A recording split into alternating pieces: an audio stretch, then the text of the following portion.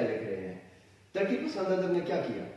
اس سے پہلے سر سید احمد خان کے دور سے ایک بڑی تحریک ہے, وہ بھی ایک نظریاتی ادب تھا. اس دور کا نظریہ الگ تھا انگریز دور میں. وہاں جو لوگ موجود تھے ان میں مسلمانوں کے ساتھ جو زیادتیاں ہو رہی تھیں اس حوالے سے بات کی گئی.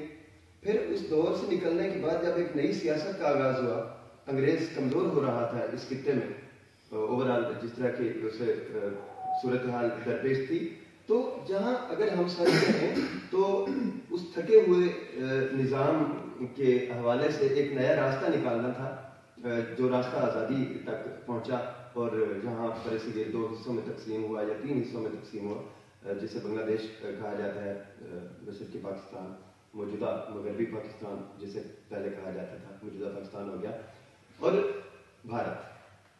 تو تقسیم ہو گئے. یہ بھی ایک نظریہ تھا اس دور میں بھی جو ادب لکھا گیا. پھر آپ دیکھیں کہ جب بنگلہ دیش جدا ہوتا ہے ہم سے تو پھر ایک پتر ہٹا دے نہیں لکھ دے. اس کے بعد 65 کی جنگ ہوئی, نور جہاں کے گیت آپ نے سنے, وہ بھی ایک نظریہ تھا. ایک نظریے کے تحت گیتوں کو لکھا گیا, کس طرح کے عوام کے اندر جذبات کو فروغ دیا جائے, فوجیوں کے حوالے سے لوگوں کے اندر محبت, انقلاب یا ایک ایسی تحریک کو وجود میں لایا جائے جو دشمن کے خلاف سینہ سپر ہو جائے. تو یہ سارے نظریے ہیں, بہت سارے نظریے ہیں, اور ان نظریات کے بہاؤ میں ہمیں دیکھنا یہ ہوگا اس وقت ہم کہاں کھڑے ہیں. ہمیں کیا کرنا ہوگا موجودہ حالات میں جب ٹیکنالوجی سیلاب کی طرح سے آگے جا رہی ہے.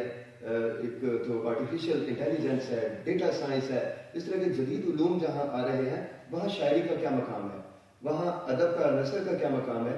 ہمیں کیا کرنا ہوگا.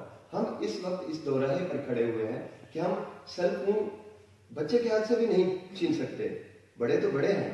تو ہمیں اس سیل فون کے ساتھ, ان گیجٹ کے ساتھ, لیپ ٹاپ کے ساتھ, ٹیلی کمیونیکیشن کے ساتھ کس طرح سے آگے بڑھنا ہے. آئی ٹی ٹیکنالوجی اگر ہم اس کے ساتھ نہیں چلتے تو ہم معدوم ہو جائیں گے, ہم بہت پیچھے چلے جائیں گے. سپر سونک جہاں میزائل بن گئے ہیں, جہاں طیارے بنائے جا رہے ہیں کہ 5 منٹ میں آپ دنیا کے کسی کونے میں بھی پہنچ سکتے ہیں, یا پاکستان میں کہیں بھی پہنچ سکتے ہیں, وہاں ہمیں یہ بھی دیکھنا ہوگا کہ ہمارا ادب کس وقت کہاں تک کی رسائی رکھتا ہے اور اس کے لیے کیا کیا ضرورتیں ہیں. بہت شکریہ. انشاءاللہ آئندہ اس حوالے سے بات ہوتا جائے گا.